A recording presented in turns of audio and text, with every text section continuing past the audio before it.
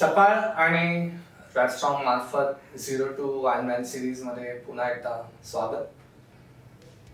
कुठलाही ॲथलीट असो किंवा नवशिका असो, injuries are part and parcel of any game. त्याविषयी डिस्कस करायला आज आपल्याबरोबर डॉक्टर शिरीष पाठक आलेले आहेत. त्यांची ओळख करून द्यायची म्हणजे तर ते उत्तम ऑर्थोपेडिशियन तर आहेच, पण 2019 मध्ये आयर्नमॅन कोपनहेगन फुल आयर्नमॅन त्यांनी पूर्ण केलेले.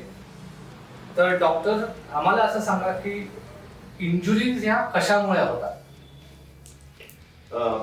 कुठलंही स्पोर्ट्स म्हणलं की स्पोर्ट्स इंजुरी या आल्याच, तो त्याचा एक अविभाज्य घटक आहे. ट्रायथलॉन मध्ये वेगवेगळ्या प्रकारच्या इंजुरीज होऊ शकतात. आता पहिले आपण बघूया की कोणत्या प्रकारच्या इंजुरीज असतात. तर ॲक्यूट इंजुरीज आणि क्रॉनिक इंजुरीज.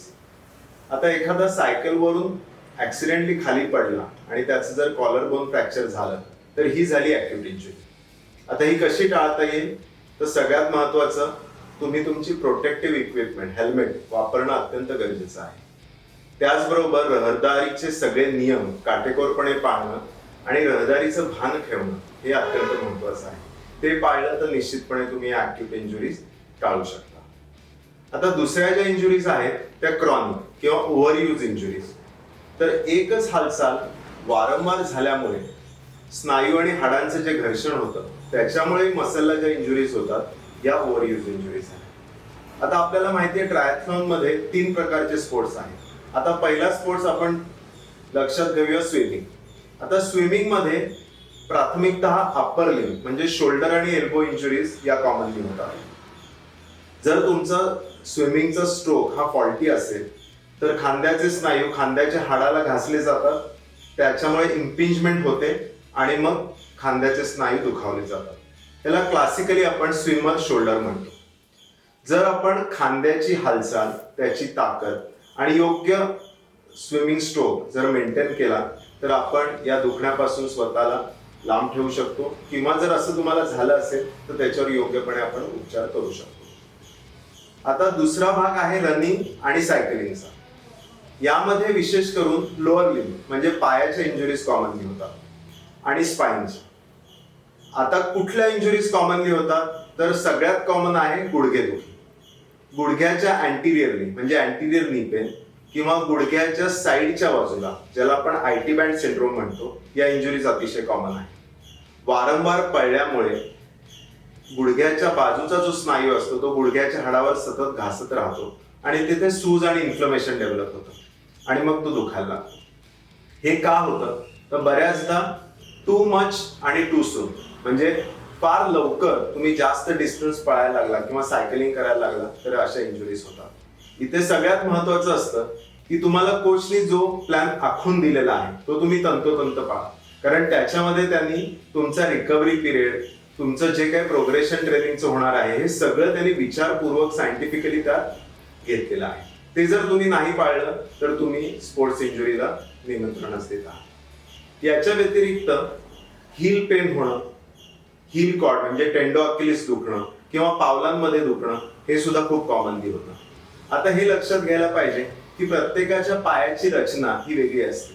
जर तुम्हाला फ्लॅट फूट असेल तर तुम्हाला त्या अनुषंगाने तुमचं फुटवेअर, रनिंग शू हा योग्य प्रकारे निवडायला पाहिजे.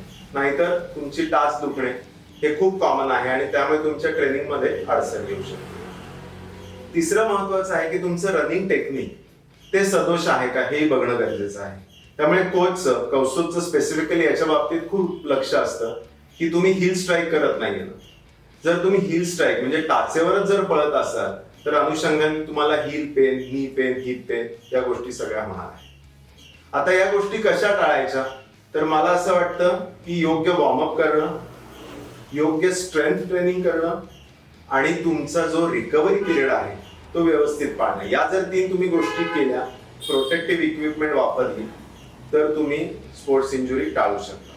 आणि सगळ्यात महत्वाचं, जर तुम्हाला ट्रेनिंग करताना कुठे दुखतं आहे असं जाणवलं तर ते कृपया इग्नोर करू नका. तुम्ही कोचला, तुमच्या डॉक्टरला भेटा, त्याचं योग्य निदान करून घ्या आणि त्याच्यावर योग्य वेळेत ट्रीटमेंट करा आणि ती पुन्हा होऊ नये याकरता काळजी घ्या. मला वाटतं या जर बेसिक गोष्टी आपण पाळल्यात तर आपण स्वतःला स्पोर्ट्स इंजुरी पासून जास्तीत जास्त लांब ठेवू शकतो.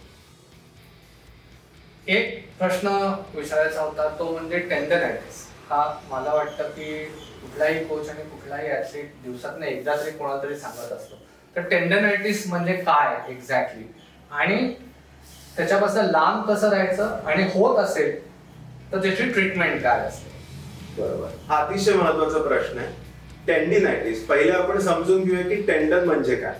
तर कुठलाही मसल त्याला दोन भाग असतात. एक मसलचा भाग असतो जो मस्क्युलर, जो इलॅस्टिसिटी आणि कॉन्ट्रॅक्ट होतो, आणि दुसरा जो भाग असतो जो स्नायू आणि बोन मध्ये कनेक्शन असतं, टेंडन. आणि ह्या टेंडनला त्या मानाने जो रक्तप्रवाह असतो हा कमी असतो, आणि जर तो टेंडन तुमच्या सवयीपेक्षा जास्त वापरला गेला तर त्या टेंडन मध्ये थोडीशी सूज निर्माण होते. कधी कधी तो टेंडन बोनवरती घासायला लागतो आणि मग तो तुम्हाला दुखावा द्यायला लागतो. सगळ्यात महत्वाचं, तुम्ही तुमचं ट्रेनिंग शेड्यूल आणि प्लॅन हा अशा प्रकारे घ्या किंवा जो तुम्हाला दिलेला आहे तो फॉलो करा की जेणेकरून त्याच्यावर खूप ताण येणार नाही. सगळ्यात महत्वाचं, तुमच्या रनिंग सायकलिंगच्या आधी चांगलं वॉर्मअप करा. तुम्ही एकदम जर पळायला लागलात फास्ट पेसने तर टेंडिनायटिस खूप कॉमन आहे. तुमची रन झाल्यावर तुम्ही स्ट्रेचिंग करा, योग्य कूलडाऊन करा, आणि त्याच्याच बरोबरीने तुम्हाला किमान आठवड्यातून एकदा दोनदा स्ट्रेंथनिंग करणंही गरजेचं आहे. या जर गोष्टी आपण पाळल्या आणि चांगलं टेक्निक रनिंगचं, सायकलिंगचं, स्विमिंगचं केलं तर आपण टेंडिनायटिस टाळू शकतो.